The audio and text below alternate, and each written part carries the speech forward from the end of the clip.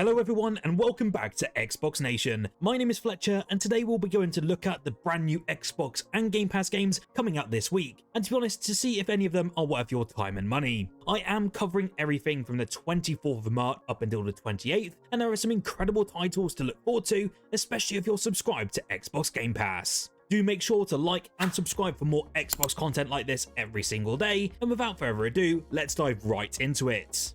First up, and if you love survival action games with a very chilling atmospheric twist, Atomfall needs to be on your radar. This one's actually developed by Rebellion. It's the same team behind Sniper Elite and the Zombie Army series, but instead this game takes us to the eerie British countryside in a world shaped by Cold War paranoia and folk horror. It's actually inspired by a real-life nuclear disaster back in 1957, but Atomfall will drop us into a quarantine zone 5 years after this catastrophe, where ghost towns, abandoned pubs and unsettling remnants of post-war Britain tell a haunting story. Honestly though, survival isn't just about scavenging for resources in this game. There's also a psychological horror element at play here, with strange folk-inspired threats lurking in the shadows. From the reviews that we've seen so far, it looks like a pretty decent addition to Xbox Game Pass, which is roughly 15 to 20 hours long, but also has 7 different endings for you to experience. All of you Deluxe Edition owners will get access to the game as of the 24th of March, and then it will drop day one onto Xbox Game Pass when the game fully launches on the 27th.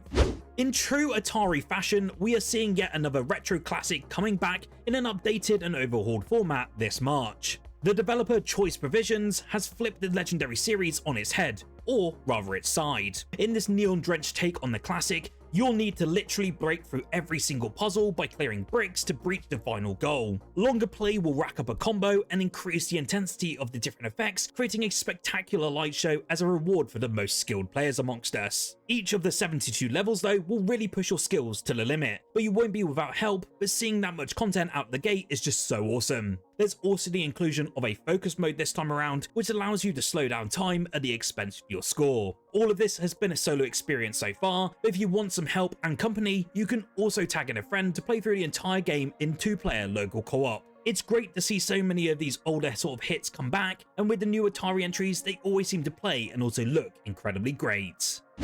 On the very same day, we have a very special collection arriving onto Xbox and PC Game Pass. You can experience a blast from Blizzard's past. The Blizzard Arcade Collection brings together 5 classic console games to modern platforms and new audiences. It also includes 2 original console releases for the Lost Vikings and Blackthorn, and also Rock and Roll Racing, really allowing you to actually experience those previous games as you remember them, with a few modern features like saving and rewinding. It also includes new definitive editions of each game, with additional upgrades like enhanced local multiplayer for both Lost Vikings and Rock and Roll Racing. There's also new songs and artist performances for Rock and Roll Racing, a new level map for Blackthorn, localization for 12 different languages, and so much more. Last but certainly not least, they are also adding a library of different artifacts from these games' heyday, like different digital manuals, interviews with developers past and present, and also classic artwork. To be honest, this looks like such a cool addition to Xbox Game Pass, so it's well worth diving into if you want to experience these games for the first time, or just get that nice nostalgia bump. Up next on the 26th, we have a cool little Brazilian indie game coming to Xbox, and it's called Rocket Rats. This is a survivors-like game where you play as rat astronauts, collecting cheese in space by actually defeating different waves of enemies. There's also various different systems in the game with multiple different characters, skill trees, upgrades, and so much more. And to be honest, for an indie experience, it's certainly caught my eye. From a small brief actually sent over by the dev in my email, the game looks to be a pretty shortish experience, but the price tag looks to be well worth justified for the amount of content on offer, especially if you need a palate cleanser from larger games like Atomfall or the first Berserker this week. As mentioned, this game is coming to all the Xbox consoles on the 26th for a low price of just $6, and you can even grab it at a 20% discount prior to its release. Does this game spark your interest? Let me know in the comments below.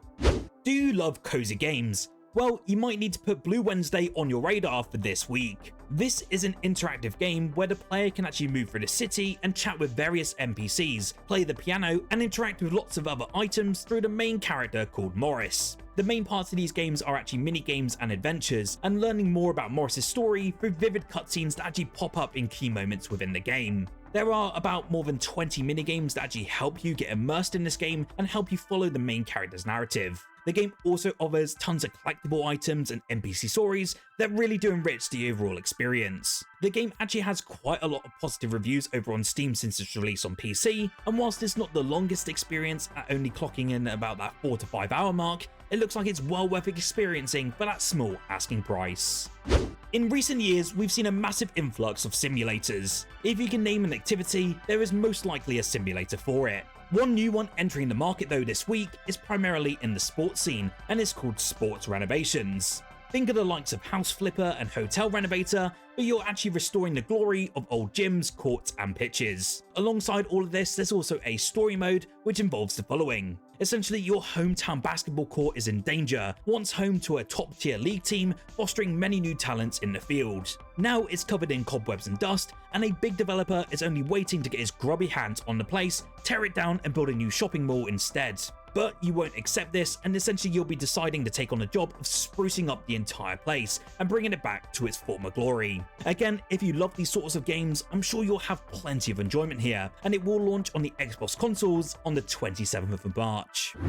Third-person action RPGs have significantly changed over the last decade. There is always that one game that really defines the genre, and sometimes even creates its own for a new generation, and many developers out there really do take their stab at trying to replicate what made their game so great from the start. From the reviews so far, it looks as though the first Berserker Khazan is making a fantastic Souls-like game, and some are even calling it their favourite Souls-like outside of the FromSoft games. If you're unaware of this game though, the first Berserker Khazan is a hardcore action RPG set 800 years before the events of the Dungeon Fighter online universe. The game follows the story of General Khazan, who was once celebrated as a hero, but was falsely branded as a traitor and exiled. Along your way, you will go ahead and explore the continent of Arad and uncover the untold story of Khazan. As mentioned, this is a Souls-like, so you can expect some challenging combat, some pretty epic boss fights, and just so much more. The game is getting released this week on the 27th, and I cannot wait to dive into this one myself.